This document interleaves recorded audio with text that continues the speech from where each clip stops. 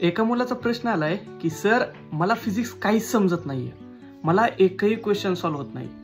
एकाची कमेंट अशी आली आहे की सर मला शिकवलेलं समजतंय परंतु क्वेश्चन सॉल्व्ह होत नाही, तर मी काय करू. तर आजची जी आपली स्ट्रॅटेजी असणार ही फिजिक्ससाठी. आपल्याला काय करायचंय, आता आपण जेव्हा पहिलीत होतो तेव्हा आपण काय शिकलो रे, ABCD आहे की नाही, आई.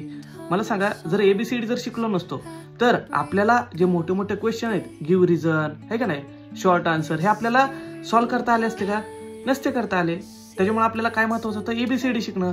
सेम तसंच फिजिक्स हा विषय आपल्याला 10वी पर्यंत वेगळा असतोय आणि 11वी 12वीत हा वेगळा आहे. त्यामुळे आपल्याला सुरुवातीला काय करायचंय, जसं की 11वीचा पहिला चॅप्टर युनिट्स अँड डायमेन्शन, त्याच्यानंतर पर्सेंटेज एरर, त्यानंतर वेक्टर, हे चॅप्टर आपल्याला सगळ्यात महत्वाचे.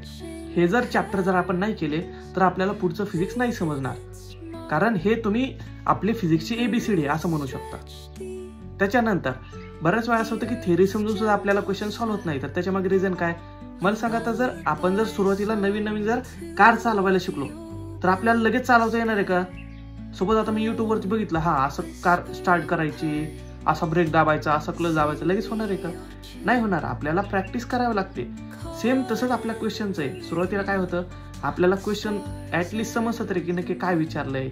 नंतर पुढच्या वेळेस आपण जेव्हा ट्राय करू तेव्हा आपल्याला समजतं की ठीक आहे, हा फॉर्म्युला यूज करायचा आहे. त्यानंतर पुढच्या वेळेस आपण सॉल्व्ह करायला लागलो, अच्छा आपली ही चूक झाली होती तर ह्यावेळेस आपल्याला ती चूक करायची नाहीये. मग हे प्रॅक्टिसने होणार आहे. त्यामुळे टेन्शन घेऊ नका.